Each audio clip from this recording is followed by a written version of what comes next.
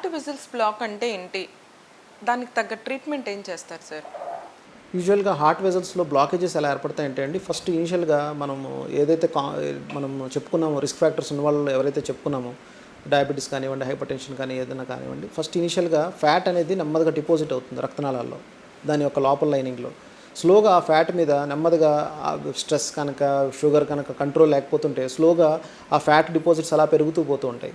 First ఇనిషియల్గా ఒక 100% ఓపెన్గా ఉన్నది వల్ల ఏమవుతుందంటే ఆ ఫ్యాట్ డిపాజిట్స్ వల్ల స్లోగా అది మూసుకుపోవడం జరుగుతుంది.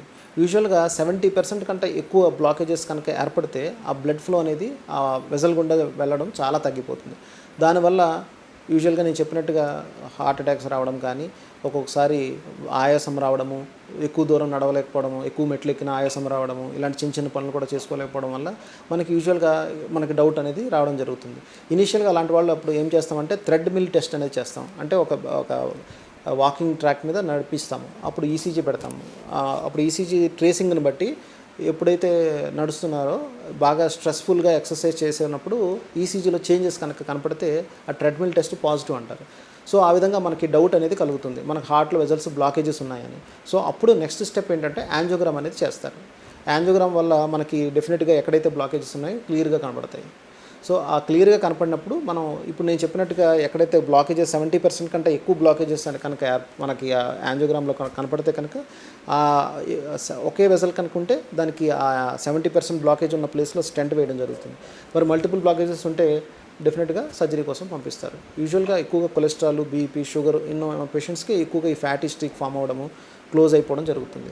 కానీ ఒక్కొక్కసారి పుట్టుకతోనే ఎక్కువగా కొలెస్ట్రాల్ ఎక్కువగా ఉన్న వాళ్ళలోనూ, ఆ ఫ్యామిలీ పరంగా ఎక్కువగా డిసీజెస్ జెనెటికల్గా పరంగా కూడా ఏమైనా ప్రాబ్లం ఉన్నా కానీ వాళ్ళకి కూడా ఇలాగ రక్తనాళాలు బ్లాకేజ్ వచ్చే ఛాన్సెస్ కూడా ఉంటాయి.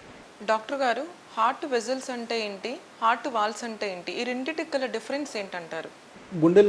గుండెకి సంబంధించిన ఛాంబర్స్ 4 ఉంటాయండి. ఆ 4 ఛాంబర్స్కి మధ్యన వాల్వ్స్ అంటే కవాటాలనే హార్ట్ వాల్వ్స్ అంటాం. కానీ గుండెకి సంబంధించిన గుండెకి కూడా బ్లడ్ సప్లై వెళ్ళాలండి. అంటే ప్రతి ఆర్గాన్కి బ్లడ్ సప్లై వెళ్ళినట్టే గుండెకి కూడా బ్లడ్ అనేది కావాలి, అప్పుడే తను పని చేయగలుగుతుంది. సో దానికి గుండెకి సప్లై చేసే బ్లడ్ వెజల్స్నే మనం హార్ట్ వెజల్స్ అంటాం. హార్ట్ బ్లాక్ అనేది మనం యూజువల్గా రెండింటికి కామన్గా పరిభాషలో వాడుతూ ఉంటాం. కానీ యాక్చువల్లీ ఎవరికైతే హార్ట్ అటాక్ వచ్చిందో, వాళ్ళకి బైపాస్ సర్జరీ అవసరం పడుతుందో వాళ్ళని హార్ట్ వెజల్స్ బ్లాకేజెస్ అని అంటాం. ఎవరికైతే ఇక్కడ హార్ట్ కవాటాల లోపల బ్లాకేజెస్ ఉన్నాయో వాళ్ళకి అయోటిక్ స్టీనోసిస్ అని కానీ, లేకపోతే mitral stenosis, mitral regurgitation, tricuspid stenosis, tricuspid regurgitation అనే పదాలను ఎక్కువగా వాడుతూ ఉంటాం.